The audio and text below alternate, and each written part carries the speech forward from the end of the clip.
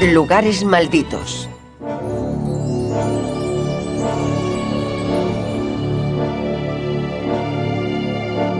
Fidel Castro llegó al poder en Cuba en 1959 como líder de la revolución que derrotó al dictador Batista.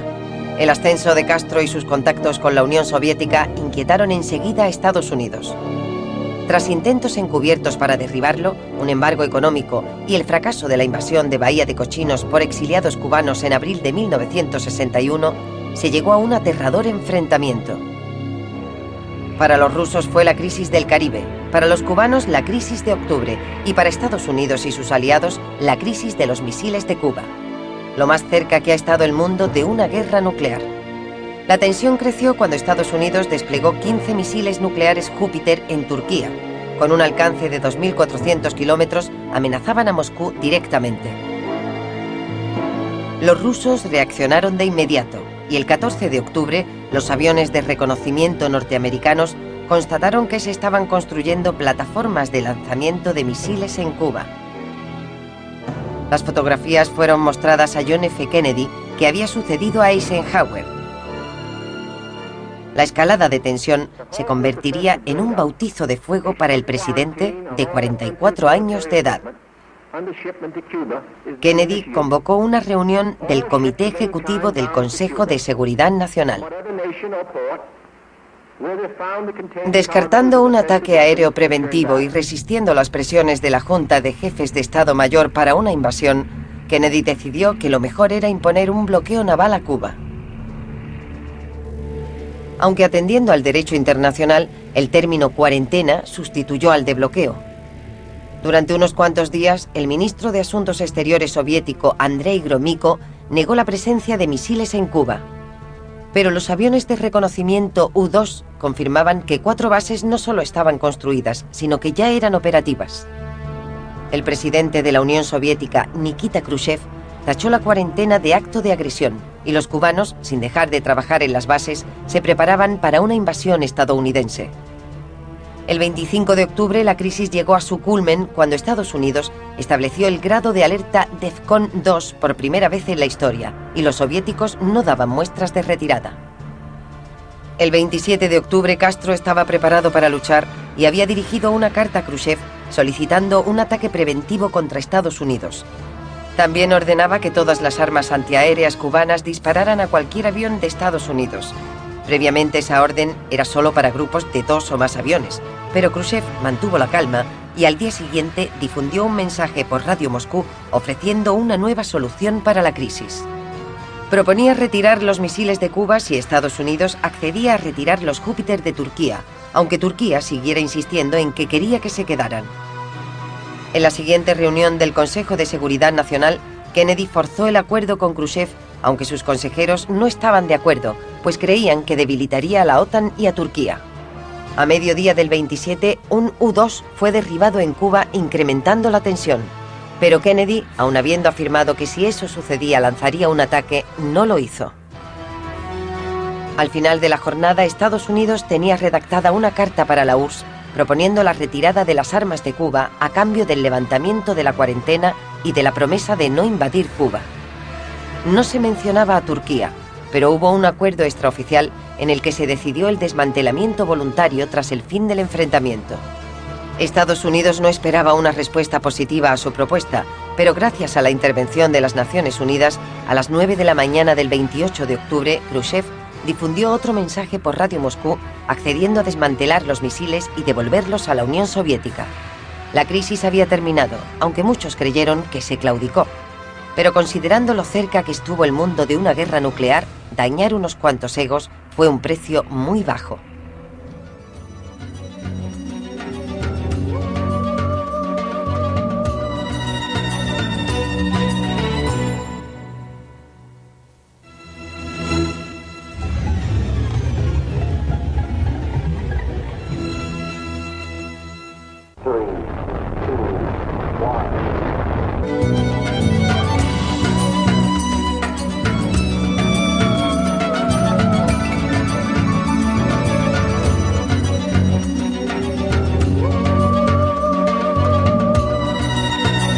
Lugares malditos.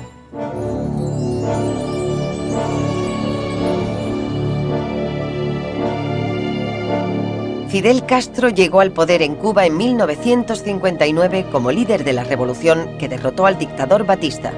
El ascenso de Castro y sus contactos con la Unión Soviética inquietaron enseguida a Estados Unidos. Tras intentos encubiertos para derribarlo, un embargo económico y el fracaso de la invasión de Bahía de Cochinos por exiliados cubanos en abril de 1961, se llegó a un aterrador enfrentamiento. Para los rusos fue la crisis del Caribe, para los cubanos la crisis de octubre y para Estados Unidos y sus aliados la crisis de los misiles de Cuba. Lo más cerca que ha estado el mundo de una guerra nuclear. La tensión creció cuando Estados Unidos desplegó 15 misiles nucleares Júpiter en Turquía. Con un alcance de 2.400 kilómetros, amenazaban a Moscú directamente. Los rusos reaccionaron de inmediato y el 14 de octubre los aviones de reconocimiento norteamericanos constataron que se estaban construyendo plataformas de lanzamiento de misiles en Cuba. Las fotografías fueron mostradas a John F. Kennedy, que había sucedido a Eisenhower. La escalada de tensión se convertiría en un bautizo de fuego para el presidente de 44 años de edad. Kennedy convocó una reunión del Comité Ejecutivo del Consejo de Seguridad Nacional. Descartando un ataque aéreo preventivo y resistiendo las presiones de la Junta de Jefes de Estado Mayor para una invasión, Kennedy decidió que lo mejor era imponer un bloqueo naval a Cuba. Aunque atendiendo al derecho internacional, el término cuarentena sustituyó al de bloqueo. Durante unos cuantos días, el ministro de Asuntos Exteriores soviético, Andrei Gromyko, negó la presencia de misiles en Cuba. Pero los aviones de reconocimiento U-2 confirmaban que 4 bases no solo estaban construidas, sino que ya eran operativas. El presidente de la Unión Soviética, Nikita Khrushchev, tachó la cuarentena de acto de agresión, y los cubanos, sin dejar de trabajar en las bases, se preparaban para una invasión estadounidense. El 25 de octubre la crisis llegó a su culmen cuando Estados Unidos estableció el grado de alerta DEFCON 2 por primera vez en la historia, y los soviéticos no daban muestras de retirada. El 27 de octubre Castro estaba preparado para luchar y había dirigido una carta a Khrushchev solicitando un ataque preventivo contra Estados Unidos. También ordenaba que todas las armas antiaéreas cubanas, la crisis del Caribe, para los cubanos la crisis de octubre y para Estados Unidos y sus aliados la crisis de los misiles de Cuba. Lo más cerca que ha estado el mundo de una guerra nuclear. La tensión creció cuando Estados Unidos desplegó 15 misiles nucleares Júpiter en Turquía. Con un alcance de 2.400 kilómetros, amenazaban a Moscú directamente. Los rusos reaccionaron de inmediato y el 14 de octubre los aviones de reconocimiento norteamericanos constataron que se estaban construyendo plataformas de lanzamiento de misiles en Cuba.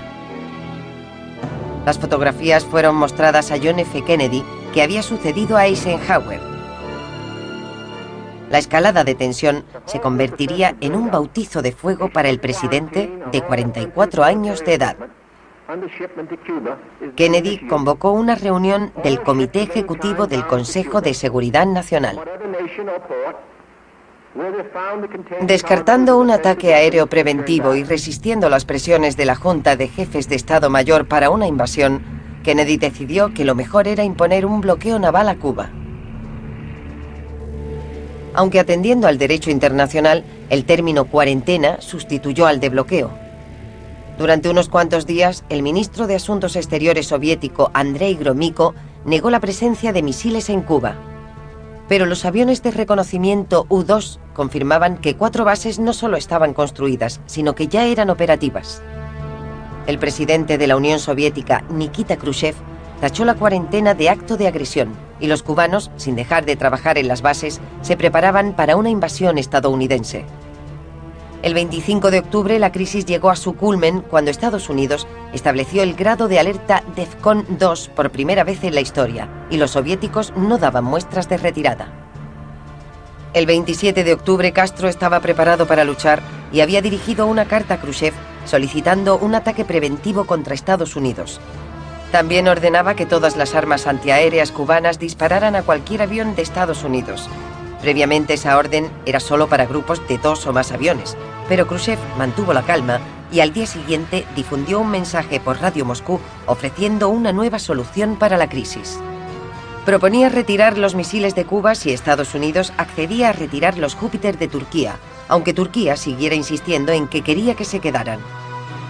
En la siguiente reunión del Consejo de Seguridad Nacional, Kennedy forzó el acuerdo con Khrushchev, aunque sus consejeros no estaban de acuerdo, pues creían que debilitaría a la OTAN y a Turquía. A mediodía del 27, un U-2 fue derribado en Cuba, incrementando la tensión. Pero Kennedy, aun habiendo afirmado que si eso sucedía lanzaría un ataque, no lo hizo. Al final de la jornada, Estados Unidos tenía redactada una carta para la